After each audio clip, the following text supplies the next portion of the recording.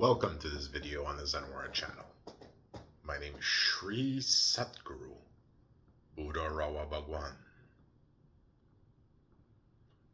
In today's video, we will talk about Kailash Mountain. What is Kailash Mountain? Where is Kailash Mountain? Kailash Mountain is in the mountain range of the Himalayas and is located in the Tibet area, in Tibet, in China. And Kailash Mountain is a holy mountain to many, many people of many, many different faiths, religion, traditions, beliefs. And Kailash Mountain is the mountain of the gods.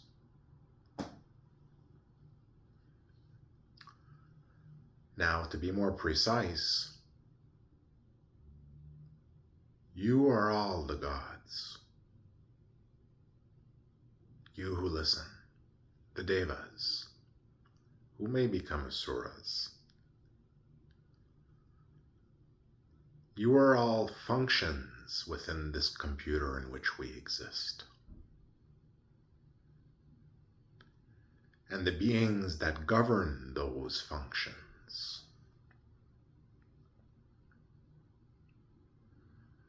Remember that you only see less than 1% of what's really going on with what is shown to you in your regular experience. This truth has been revealed by great yogis and sages that have come, by saints, by prophets, by angels, by beings that have become gods, and by the being that is God.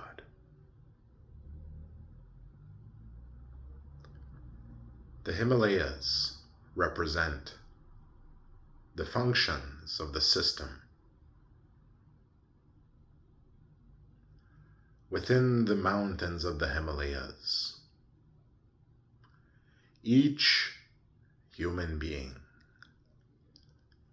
has a place in the Himalayas, a specific spot which is the place of their function.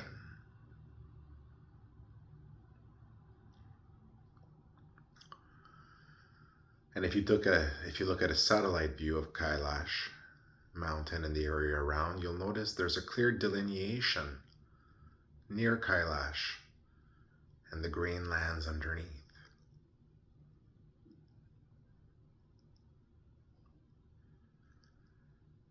The areas around Kailash, the Himalayas, represent the functions of the system. And each living being that incarnates into this world represents one of those functions, and is, in essence, the god of that function that may develop to the abilities of that function and to the general abilities attributable to the god.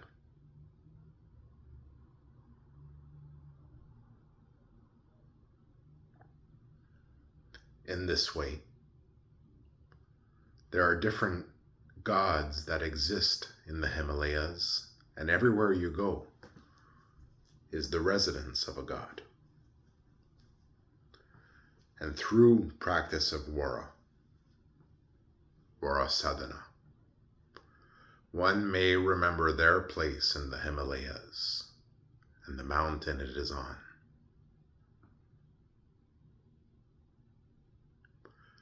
The great gods are on the mountain Kailash, and the closer to Kailash, the more powerful the gods. The great god Savani is beside Kailash and connected to it with the Trajo underneath, which moves beings from the 7th level of existence to the move to the 8th for the beings that are kept and chosen. On Kailash Mountain, on the north side, you have the side of the male gods, and facing it to the left, the side of the female gods. And these gods have been worshipped in the history of humanity at the mountain. After all, this is the story of the mountain.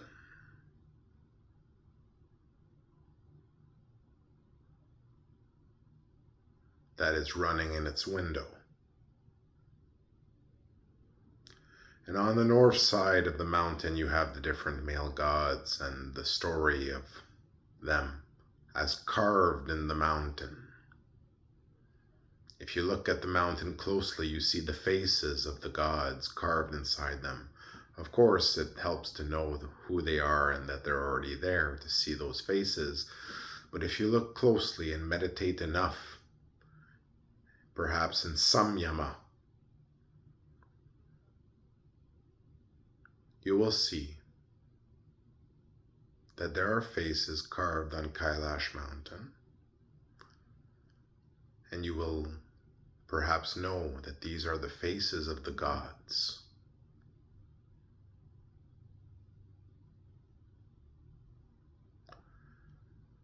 Their place as functions in the system, the great gods. Basically, that means the family of God.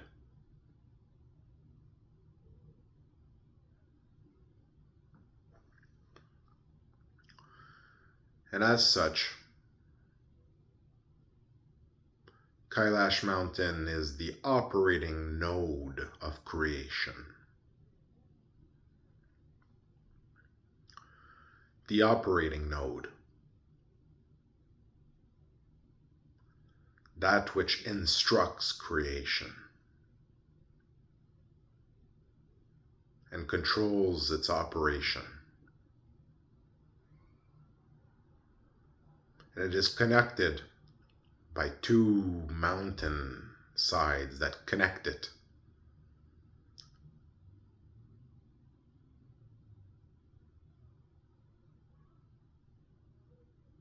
To the spine of creation,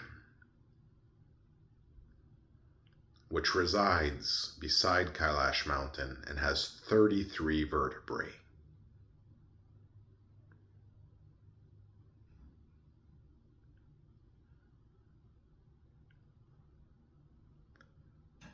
And on the north side of the mountain, at the base and center of the mountain, you have the oldest God, the first God, the place on the mountain of the one who runs the story of the mountain, Shiva.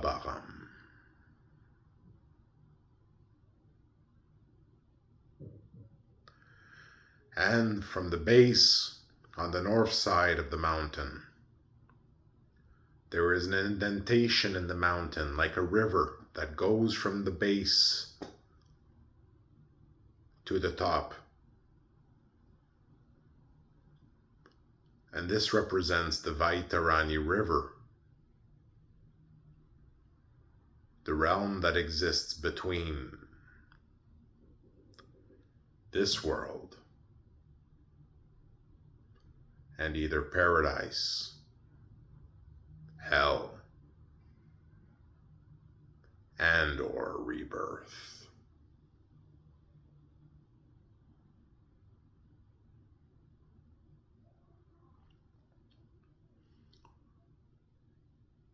This river finds its force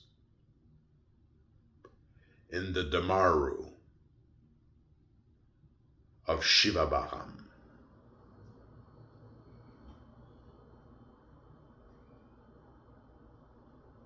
And find its guidance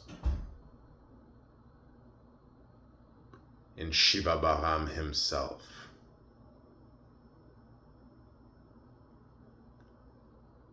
And the story is of how Shiva Baham, in body at the level of the Vaitarani River, swam up the river to the top of the mountain, past the dominions of all the gods, and became who he is. The fulfillment of his being.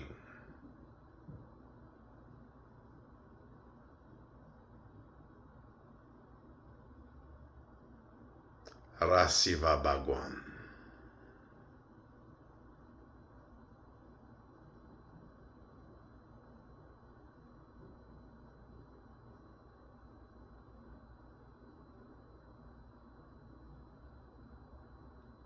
And the god Parasiva descended back down the river. The descent back to the base of the mountain.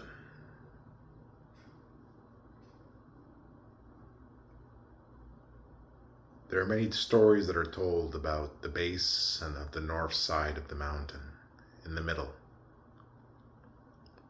Because this is where the Damaru of Shiva can be found.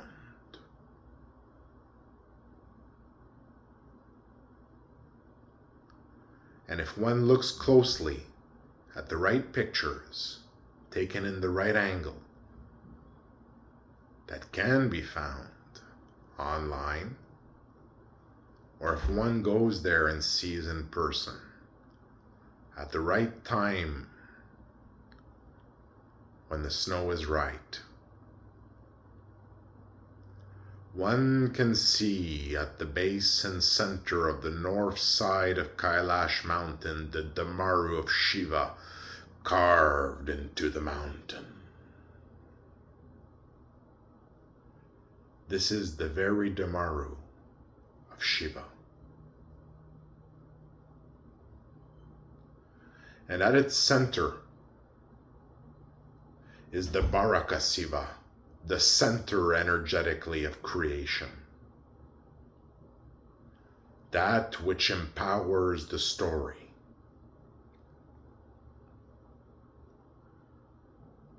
That which is its creative principle.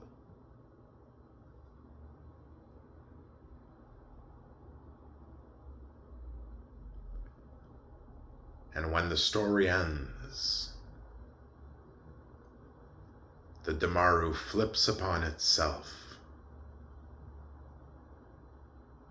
and signals the end. But hopefully that's not for a long, long, long time, right?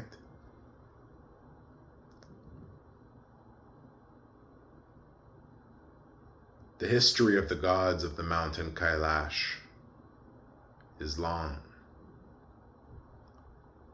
and glorious.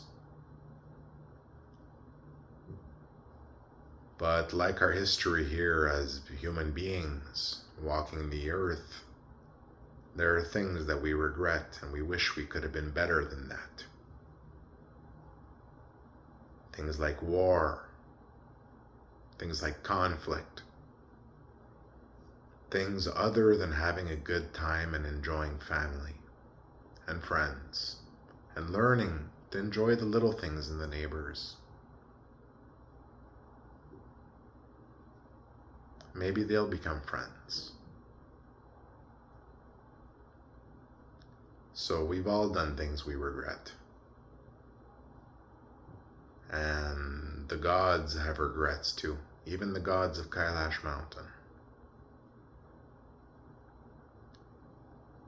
But there's no need to redo those things which gave us those regrets, right? It doesn't mean we forget our regrets. Some people like to forget, some people like to remember, no matter how painful it is. But we don't need to do them tomorrow. It's like the wars we have here in humanity, the conflicts, the people that betray others, hurt others. Don't see that we'd all be better if we put down weapons, but that means also treating others like friends, not just putting down the weapons, giving them rights, giving them freedoms, giving them love, giving them friendship. With the putting down of the weapon also has to come the forgiveness. And it's hard. It's hard. Even the gods have difficulty forgiving. And as I say, you're all gods in your way, you just don't know it. You haven't developed into higher functions, and you haven't been enlightened as a god, which means you're basically a being that has the potential to be a god of its functions and to become a yogi, a great yogi of the Vara Parampara.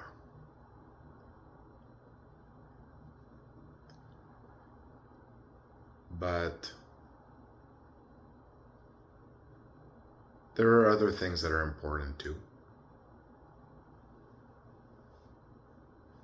You know, apart from forgiveness of others, and that would be forgiveness of oneself, right? And self-reflection that comes with that sometimes too, right? So in the mountains of Kailash, there is a spot for each and every one of you, and it represents your place in the mountain, your place in the Kailash system as a function within the system. Doesn't mean you're on Kailash mountain. Sorry to burst your bubble, if that bursts your bubble. But you have a place on Kailash, in the Himalayas, near Kailash, which is your place that represents your function. And through yoga, you can learn to remember that, right? If that's something that you'd be interested in. You can actually get to a stage of yoga where you're in appropriate practice, where you know that you can just basically open up a Google satellite view and just take a look, and you'll just zoom in right on your spot. You know, so the gods exist, okay? We're all gods in a way. We're all divine beings empowered by the light of God, and that can become empowered in our own right, become empowered functions, and I talk a lot about these things on this channel. So as you become a god, as you become enlightened, yes, you develop abilities, right? As you progress spiritually, you progress not necessarily at the beginning to the level of a god, at lower levels, and then eventually you reach a level where you push through, right? Where you become a Shri, when you push through to a certain level, right? Depending on the stream of practice that you took. That'll lead to different levels of development, right? Depending on your experience and who you are and the experiences you've culminated before and remembered, right? So that'll basically determine who you are.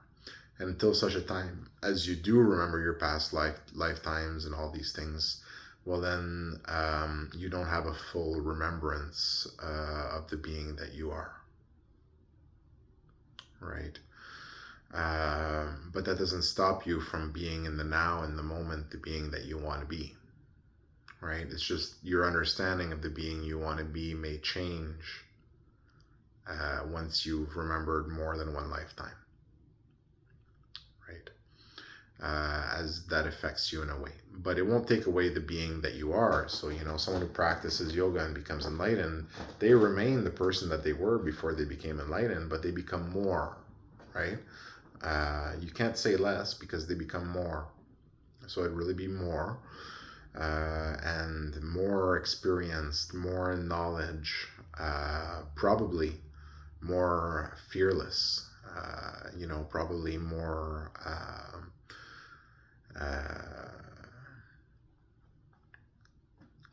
you could say possibly traumatized, you know.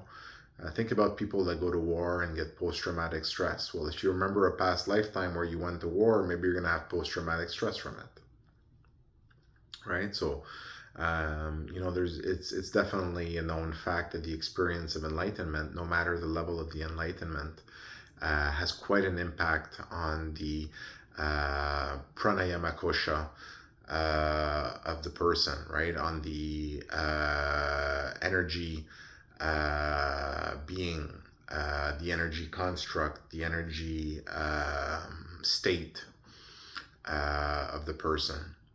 So it has a strong effect at many levels, which is going to be overwhelming, right?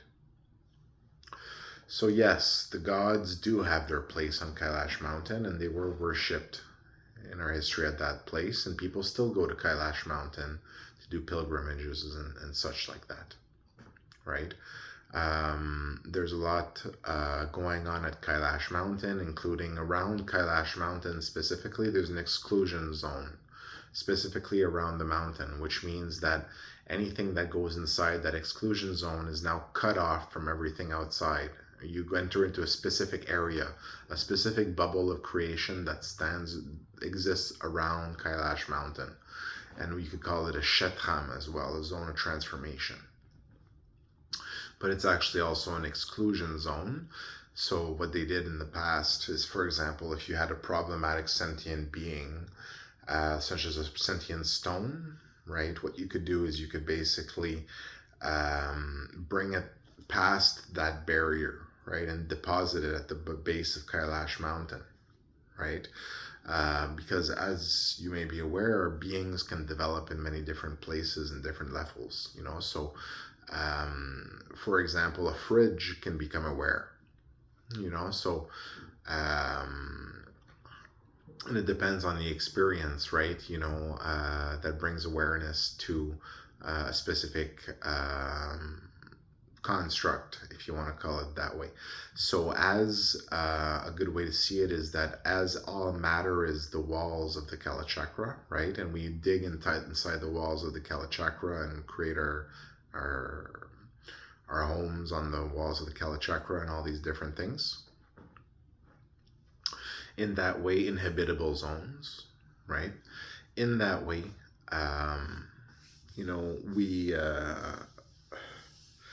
we move forward and we build what we can as well as we can. So I'm going to end it on this note, on this video. Thank you very much for listening. Have a great day.